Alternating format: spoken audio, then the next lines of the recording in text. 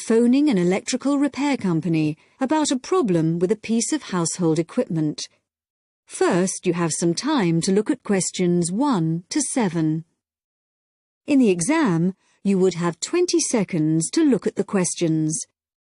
Pause the recording for 20 seconds now. You will see that there is an example that has been done for you. On this occasion only, the conversation relating to this will be played first. Hello, Sinclair Electrical Services, Kevin speaking. Oh, good morning. I believe you do television repairs. That's right, we do. The woman is calling about her television, so television has been written in the space. Now we shall begin. You should answer the questions as you listen, because you will not hear the recording a second time. Listen carefully and answer questions 1 to 7. Hello, Sinclair Electrical Services, Kevin speaking. Oh, good morning. I believe you do television repairs. That's right, we do. Well, my television's not working, but I don't have a car. Can you come round to see it? That shouldn't be a problem. Good.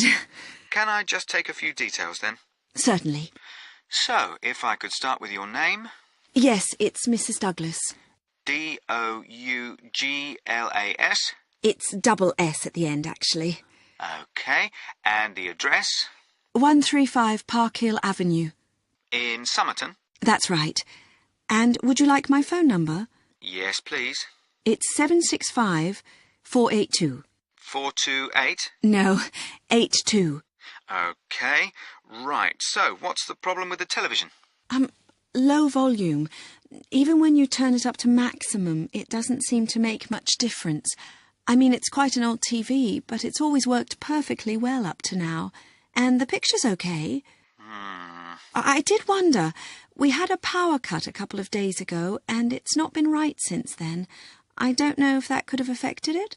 It certainly might have something to do with it. Anyway, I'll come over and have a look. Can you tell me the make and model number by any chance? The number will be on the back of the TV. Yes, it's Schneider. That's SCHNEIDER. And the model number's, let me see. Yes, it's SVV5002. Right. Is that a fairly recent model? Not really. I got it 7 years ago. I remember the date because it was the year after I moved into this house, and that was 8 years ago. I hope you can fix it. I really don't want to buy another one. Before you hear the rest of the talk, you have some time to look at questions 8 to 10. In the exam, you would have 15 seconds to look at the questions. Pause the recording for 15 seconds now. Now listen and answer questions 8 to 10. Well, I'll see what I can do when I come round to the house to look at it. I think I know your road. Is it the one that's off the high street? That's right. The house is on the left if you're coming from the high street, just before the road bends to the right.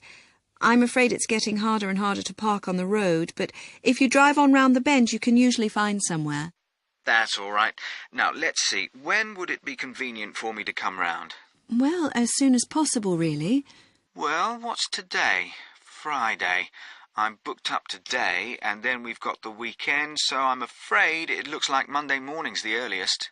You can't come tomorrow?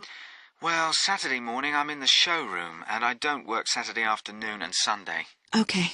I'll make sure I'm in. Oh, and one last thing. I wonder if you'd mind telling me how you heard about us. We've just opened a new web page, and we're interested to see how effective it is. No, I actually heard about you from the woman next door. She couldn't remember your number, but I looked it up in the phone book. Oh, right. It's always the best advertising, word of mouth. Right, OK. Thank you, Mrs. Douglas. Thank you. Goodbye.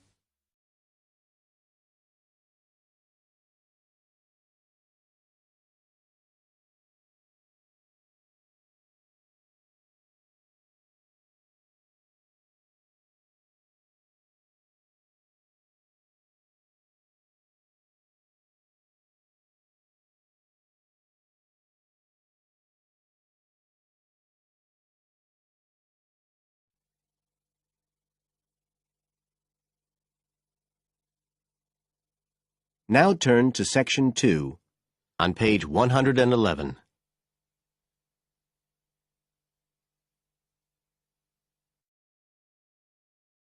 Section 2. You will hear part of a local radio program about fighting air pollution in Canadian towns. First, you have some time to look at questions 11 to 14 on page 111.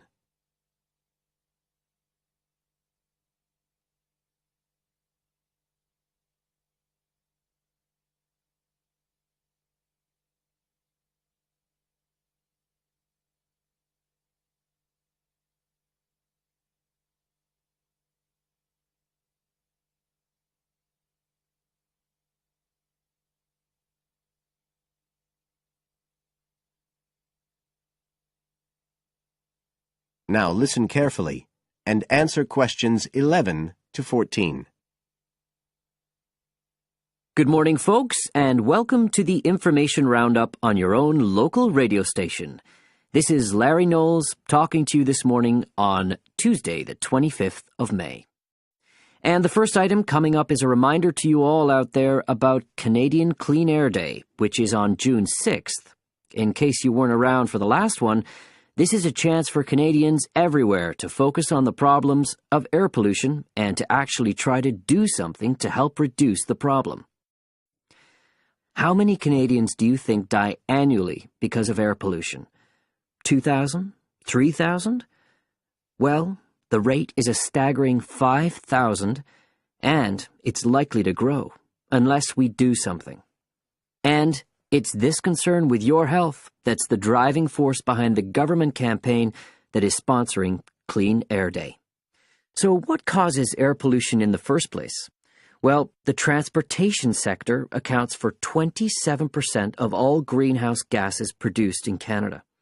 It's also the biggest source of that thick, polluted air from traffic fumes that we call smog.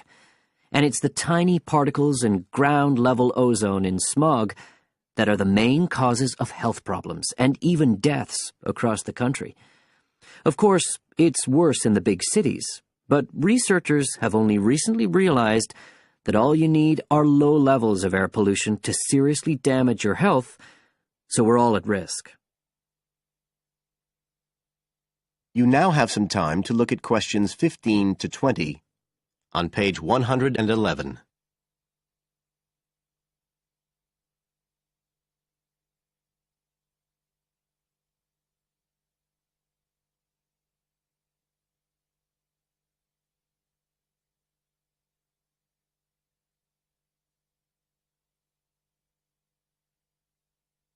Now listen and answer questions 15 to 20. So, what can we do to fight air pollution? Well, it should be pretty obvious by now that the way we get to and from work every day can have a big impact on the air we breathe. So the easiest action you can take on Clean Air Day is to accept what we call the commuter challenge and get to work on foot or by cycling for a change. If you have to use your car, try carpooling and share the drive, or better still, use public transit. If everyone tries this for just one day, you'll be amazed by the difference it can make to the air in our towns and cities. But there's more you can do to improve air quality. For example, you can plant trees. And if you don't have a garden, then you can do your bit in other ways. For instance, did you know that modern, improved wood stoves can reduce wood smoke by as much as 80 to 90%? So you can make a big difference if you upgrade the appliances you use in your home. The government is also working hard on your behalf to clean up our air. Its priority is to reduce the emissions that cause smog, and they have clear plans to get there. Last year, Canada and the United States agreed to reduce emissions on both sides of the border between the two countries, and they plan to reach their targets in the next few years. The government's also taking action to get cleaner fuels. It's already reduced the sulfur contained in gasoline, and it hopes to reach the reduction target for sulfur in diesel by next year. But the measures don't just focus on the motorist. The federal government's also working to reduce emissions from power plants and factories right across the provinces. You can find out all about government action and all the plans for Clean Air Day events. That is the end of Section 2. You now have half a minute to check your answers.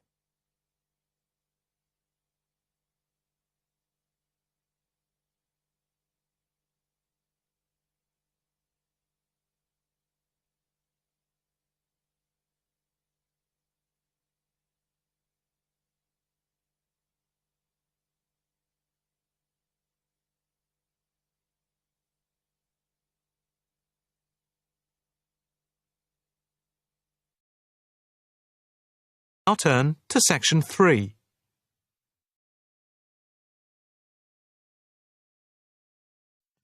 Section 3. You will hear a female and a male student talking about the mock exams that they have just taken. First, you have some time to look at questions 21 to 25.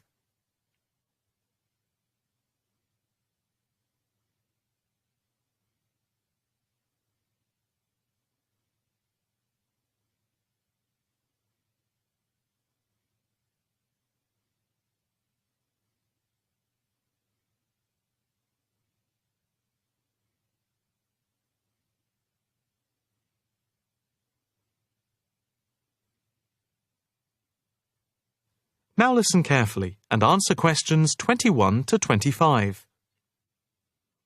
So, what did you think of the practice exams last week? You mean the mock exams? Yeah. I thought some of them were tough.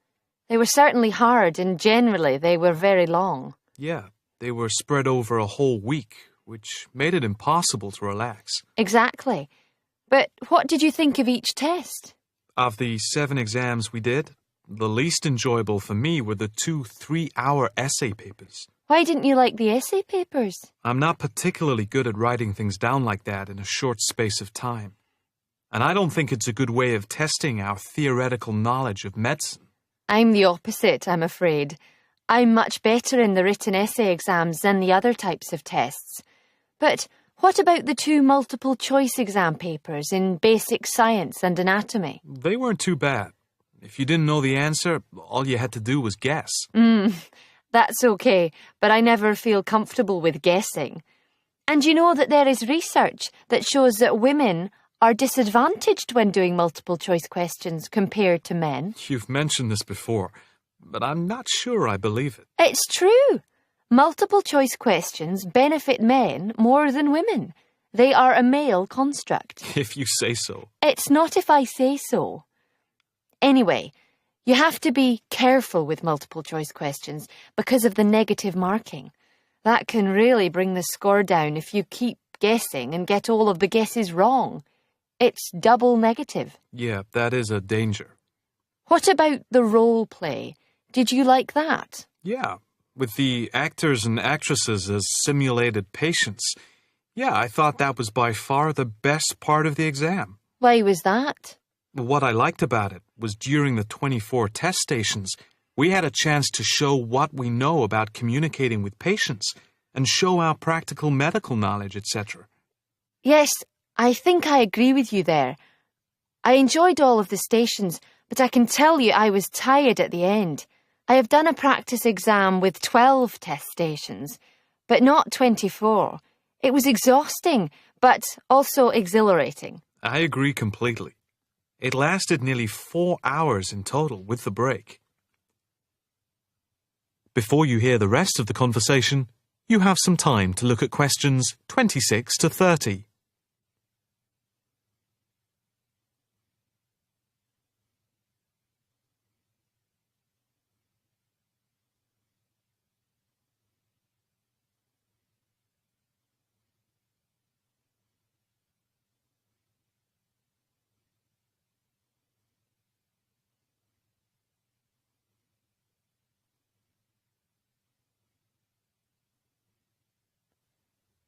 Now listen carefully and answer questions 26 to 30. What did you think of the other 2 exams? The 2 problem-solving tests? I didn't think I was going to handle them very well, but in the end, I think they went better than I thought they would. What I liked most was the test where we had to work in groups of 4, and to solve a problem, we had to prioritise actions. That was very interesting. I'm not sure I did very well in that, though. Did you feel comfortable being in a group of 4 and having 4 examiners watching you as you discussed the problem? We did practice it several times before. You learn to forget that someone is watching you. But some people are better at speaking in group situations like that, and they get the best marks. The test doesn't just assess whether people can talk a lot. It's about showing you can listen, organise your thoughts, and then show you can be part of a team, allowing other people to speak. Well, we'll have to see how it goes. When do the results of the mocks come out? They said next week, and then it's the finals 2 weeks later. Yeah, we've got that to look forward to. What is the policy on resits? Why? Are you planning to fail? No, but, well, you know what I mean. The resits are held in September, and if there is any problem after that, it goes to appeal. We'll just have to make sure we don't fail any part of the whole examination. I certainly wouldn't want to do any of it again. Me neither. It's hard when you are not allowed to fail any of the exams. I bet they don't have that policy in any other subject. Probably not. That is the end of section 3. You now have half a minute to check your answers.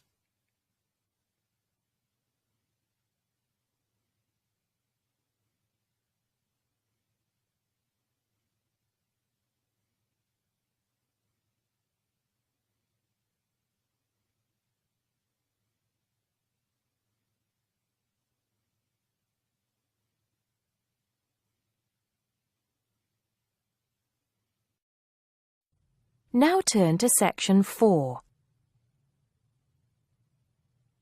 Section 4. You'll hear a lecturer talking to students about sport in Ireland. First, you have some time to look at questions 31 to 33.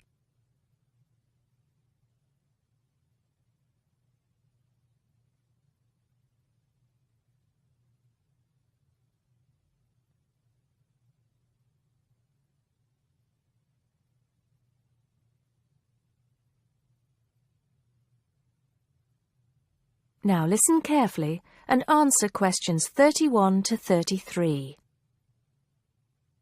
Now, today we're going to be finding out about the most popular sports in the Emerald Isle. That's Ireland, of course. Can you guess what they are? Well, there are these 2 lesser-played games, a form of rounders and Gaelic handball. But we'll start with one which is perhaps over 3,000 years old. Arriving in Ireland with the Celts, some claim. That may be a slight exaggeration, but I consider it to be the fastest field game in the world, and it goes by the name of hurling. Well, that's what it's known as in the English-speaking world anyway. So, what do you have to do? You've got 15 players on a team, one of them the goalkeeper. Each one has a stick called a hurley. Here you are. I've brought mine along. Had it since I was at school. This is what it looks like, and basically you have to get this ball, called a sliotar, that's S-L-I-O-T-A-R, so it's not spelt the way it's pronounced. You hit it into the net for 3 points, or you can hit it over the net for 1 point. The goal looks like the letter H, with the net under the crossbar. The goalie has a bigger stick than the others to help keep the ball out. You can also catch the sliotar and run with it for 4 steps maximum, or bounce it on your stick. Is that clear to you all? I'll be showing you a video a bit later, so you can see what a game actually looks like. You might like to think of it as a mixture of lacrosse, hockey, and baseball. Oh, and it's played by women too, but it goes by the name of camogie in that case. Before you hear the rest of the talk, you have some time to look at questions 34 to 40.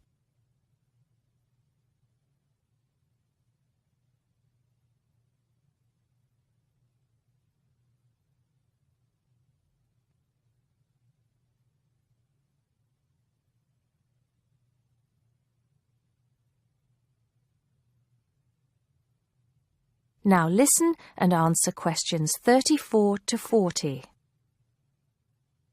I'll give you a bit of the history, shall I now? Generally, the golden age of the game is considered to be the 18th century. But systematic rules were first agreed and drawn up at that great shrine of learning, Trinity College, Dublin, in 1879, founding the Irish Hurling Union, closely followed just a few years later by the formation of the Gaelic Athletics Association. With greater organisation last century, the All-Ireland Hurling Championship got off to a flying start, and I'm proud to say that my own native city of Cork has won more than 20 titles over the years. But then, so have Kilkenny and Tipperary. Is it only played in Ireland? No. Well, it is the only country with a national team at the moment, but you may be surprised to discover there are hurling clubs in London, as well as in America and Argentina, to name just a few. The other game I'd like to take a little time to introduce you to is Gaelic Football, which is played on the same pitch as hurling with the same number of players. But there's no net. You just have to get the ball over your opponent's goalposts. And you can do that by kicking or punching the ball. However, you're not supposed to do that to the players, I might add. Imagine it as a combination of soccer and basketball. But in my opinion, it's a more exciting spectacle than either of those. Excuse my bias, if you will. It's also very popular with women. In fact, there are more women's teams than for any other sport. Whether despite or because of the physical contact involved, I wouldn't like to say.